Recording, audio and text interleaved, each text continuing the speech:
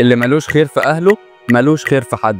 ده واحد من أقوى المبادئ اللي بتستخدمها شركة تويوتا للعربيات عشان بس تقدر تعينك. تعال اشرح لك الموضوع ده بيتم ازاي.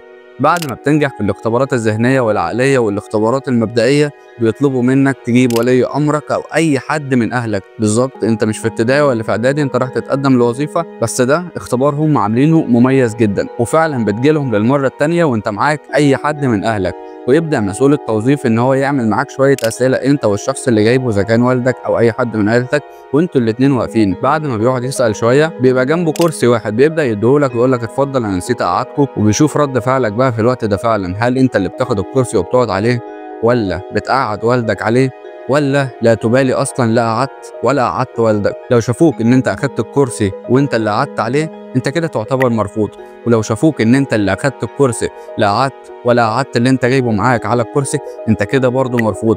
ولكن لو شافوك ان انت خدت الكرسي وعطيته لوالدك وهو اللي قعد عليه انت كده بتبقى مقبول بنسبة 100%. ومن هنا بيجي مبدأ عند شركة تويوتا: اللي ملوش خير في اهله ملوش خير في حد. سلام.